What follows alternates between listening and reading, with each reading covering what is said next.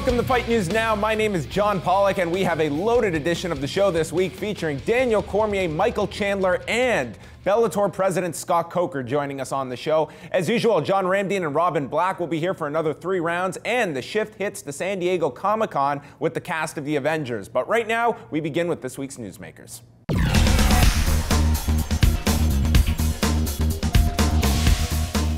This past Friday, Bellator returned for their first card with new company president Scott Coker under the helm. The changes to the product will be more evident on September the 5th for the first card Coker has put together himself. But in a rare interview since becoming president, our own John Ramsden spoke to Coker about the changes that are forthcoming. Yeah, the name's going to stay the same, and we'll see what happens in the future. But right now, it's going to stay. And the tournament format that they've been having for the last several years, we're probably eventually going to get away from that, or we might do some here and there. But yeah, I mean, look at we had a heavyweight Grand Prix tournament that was amazing, but we'll probably do some eventually here as well. But the one problem with the tournaments, I think, here is that now the champion waits and waits and waits and waits, and he might sit for 6-8 months, maybe 10 months before he fights. So we want to get rid of that. We want to keep these fighters active.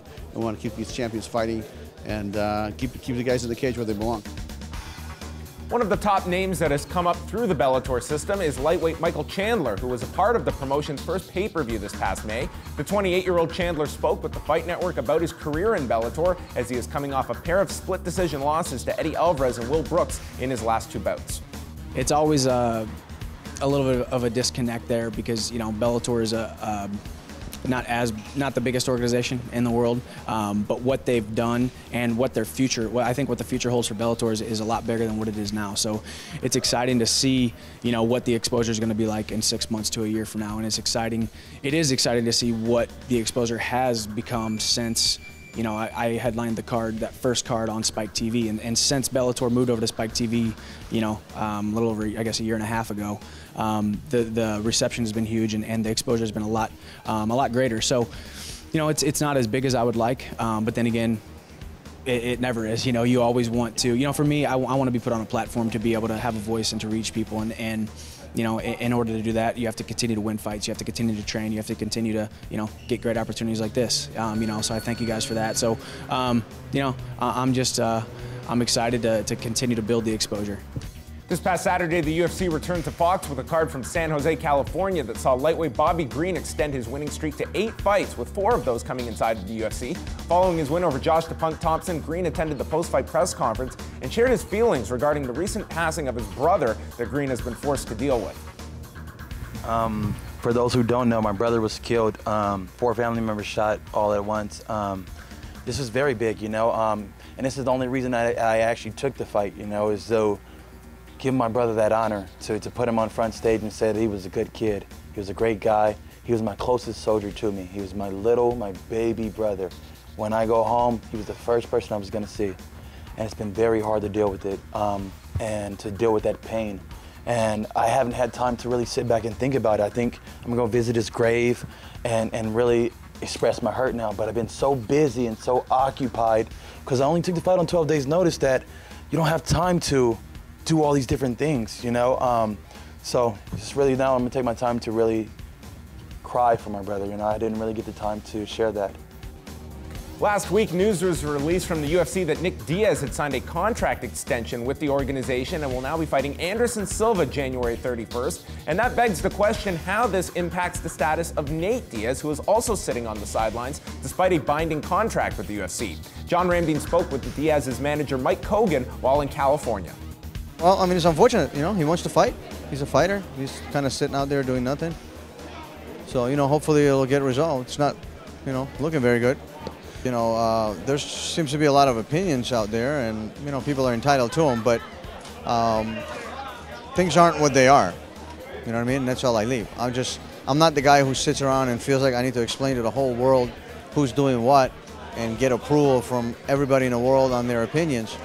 You know what I mean? I talk to Nathan, and as long as Nathan and I are on the same page, then I could give a shit what everybody else thinks, pretty much. The promises that have been made that are now being ignored, you just know that you have to have a conversation. But if the other party is not willing to engage and instead decides to bring your brand down and somehow point out the fact that you are not really as marketable as you seem to be, when the numbers contradict it. This is all I'm going to say about this. You name me one fighter who doesn't move needles, who goes out on Twitter and says, cut me, and then goes on Twitter and says, you guys are full of shit, and then goes on Twitter and says the kind of stuff that Nate says, and he's still there. He doesn't move the needles, and if he's not that popular and he's not that good, and he obviously doesn't want to fight under current conditions, well, just let him go. But you don't see that happening, right? So you be the judge of that. Figure out what needles he's moving. Daniel Cormier received the text message of a lifetime last week when he was asked to replace an injured Alexander Gustafsson to fight John Jones for the light heavyweight title. It was last year that Cormier cut down to 205 pounds for the first time in his career, and despite Mike Dolce's belief that he could get as low as 185 pounds, Cormier is perfectly happy fighting at light heavyweight. Not for a second. I've never thought about going to 185. I really don't know what Mike was talking about. I haven't spoke to Mike in a really, really long time, since the beginning of the year. And I don't know. I think he texted me yesterday and said his words were taken out of context. So I just think that people, a lot of people just write stuff. They catch something and they write it. You got to be very, very careful what you say. But I'm not going to 185. I'm going to be the champion at 205. So if there's a big fight at heavyweight, give it to me. And then I can still go back and fight 205. But to ask me to even lose 20 more pounds is kind of absurd. The thought of getting to 205 for me was so big and so grand that I didn't know if I could do it. But to think that I could lose another 20 pounds is, I don't understand it. I don't know why I would want to either. I haven't lost. There you have it. Future flyweight champion Daniel Cormier. 34-year-old Tanny Castillo of Team Alpha Male is one of the many fighters that were shuffled to a new event after UFC 176 was canceled, as Castillo will fight Tony Ferguson on August the 30th at UFC 177.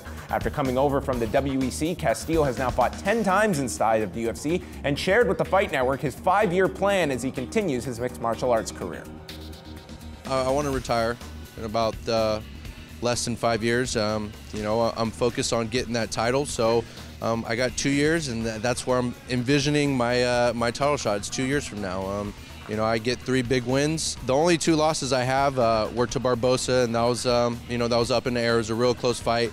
And the Michael Johnson fight, I was knocked out in the second round, but the first round, it was the most dominant round that I've had, besides the Barbosa first round. So it's weird that I've had 2 of the most dominant rounds in my career, and I ended up losing the fight. So there's some minor adjustments I made from that. It's finishing stronger, but I'm right there. Those 2 fights that I lost, different referees, I'd win. I don't think I'm out of it. I'm ready for it. So 4 wins, 3 wins, and I'll be right there knocking.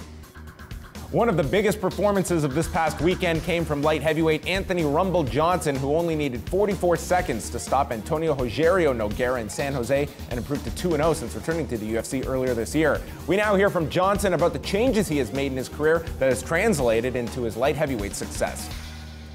Whenever I missed weight after I got cut from the UFC, that was the day I was like, I can't do this anymore. I'm making myself look like a fool.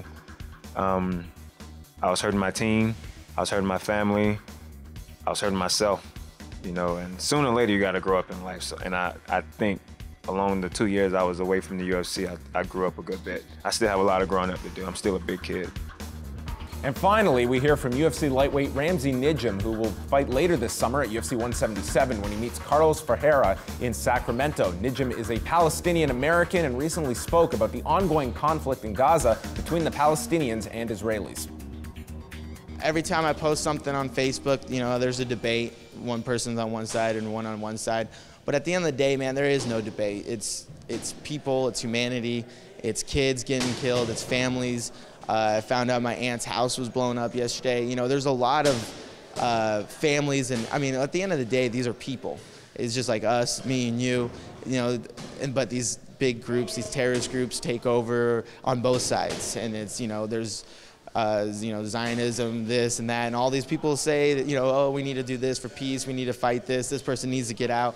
But at the end of the day, we need to take care of people. We need to make sure that people are safe, able to live, leave their houses, not worried about if their house is gonna get blown up or they're gonna get killed that day. And that's a pretty obvious and easy statement to say that everybody in the world should agree with, I feel like. If I can just, prove to the people that it doesn't matter where you're from, where your family's from, you know, what kind of story you have, but you can be whoever you want to be as long as you work hard. And so that's really my motivation for this fight. And, you know, my little brother is the same heritage, so every time he fights, we're just trying to help, you know, we know we're fighting for something bigger. A lot of these people want fame, money, whatever, you know, but this is not the right sport for that. You know, a lot of people don't realize that you're not going to make billions and millions and being a UFC fighter and everyone's like, oh, you're on TV, this and that. They don't realize that, but I'm here to make a change. You know, I'm here to represent a group of people that don't have any role models other than, you know, freedom fighters. There's only role models. And so the little kid grows up looking at, oh, this guy hijacked a plane, or this guy shot a missile, or this guy killed himself. That's our hero. But I want to be a hero that's positive for them. Like, oh, look, Ramsey Nijem fought in the UFC and he believed in himself, so I can be a doctor, I can be a lawyer. I don't have to be a freedom fighter, or whatever you want to call it. And I am here with the newsmaker himself, John Ramdeen. Tremendous stuff down in California. Just about all of our news today. The man holding that microphone, doing all of this work. John Ramdeen, great stuff there. Very interesting stuff as we look ahead. Coming up on 3 rounds, I know yourself and Robin chatting about Anderson Silva, Nick Diaz. Lots of stuff to digest. But you got a rare interview with Scott Coker. And just being there at the Bellator show, why don't you share with us just the live experience as Bellator is in this kind of transitional phase right now? Oh, and that's the perspective of Bellator right now. They know they are where they are. They're just kind of sorting through the debris of where to look to and what to expect from the promotion. Coker's like, I've been doing this for a long time. You can expect the same things that you saw in the Strikeforce promotion or during his time with K1. So I think we're going to be very entertained as mixed martial arts fans. Everyone looking very much forward to what is next for Bellator, as they are looking forward to 3 rounds. It is up next, John Ramdeen and Robin Black, when we return on Fight News Now.